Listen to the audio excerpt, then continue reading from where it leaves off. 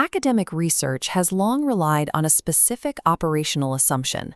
To study a subject accurately, you must observe it through fixed categories using a static, repeatable procedure.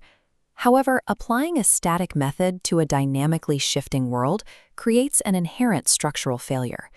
Classical categorization relies on rigid boundaries, but those boundaries shatter when the target of inquiry is a fluid, nonlinear reality, constantly undergoing structural transformation.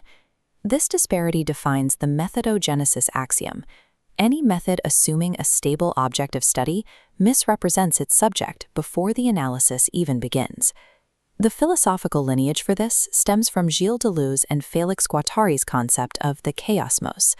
They recognize the universe as a field of coexisting divergent forces and bifurcations, rather than a harmonized static whole. Because reality individuates through these metastable, recursive processes, the tools of inquiry must be equally capable of drift, reconfiguration, and collapse. Experiential metastable ontogenesis, or EMO, addresses this.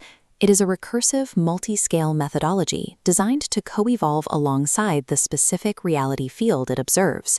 EMO operates in an off-disciplinary space. It generates its own internal validity criteria directly from the pressures of the field, rather than relying on inherited academic traditions.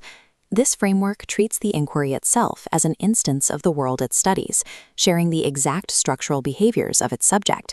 Unlike standard qualitative methods that prioritize consistency, EMO must survive its own internal reconfiguration and structural breakdown to remain valid. EMO functions as a responsive procedural form, generated by the field rather than applied to it as a fixed tool. Studying a nonlinear field without flattening its complexity requires a specific minimum viable architecture. Binary models fail in this context. Forcing a complex system into two opposed poles inevitably results in a simple hierarchy, a rigid oscillation, or a complete deadlock. 3 is the minimum required to sustain tension without rigidifying. This is the triadic engine. It relies on experience as sensor, registering structural pressure. Next is syntax as material, treating language as manipulable material. Third is drift as generator, where instability generates new forms. Holding these 3 instruments in continuous tension ensures the methodology remains open, preventing the researcher from prematurely resolving problems that require sustained observation. To manipulate field data, the triadic engine engages specific dynamical operators that mirror the forces active in post-reality conditions. The F operator represents stabilization and form, building conceptual scaffolding. The C operator stands for collapse and constraint, acting as fault detectors where structures fail. The G operator is generativity and drift, novelty generators, expanding fields through mutation. EMO utilizes these operators to enact synestheresis, the deliberate refusal to synthesize. Instead, it uses these opposing operators to hold contradictions as load-bearing structures.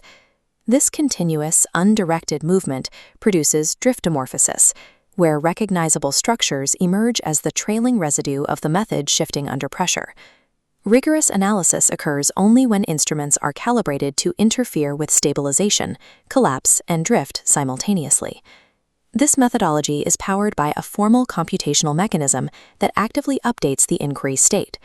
This state update equation, la jaquette, operates on psi, a weighted identity carrying its value, lineage, and historical residue.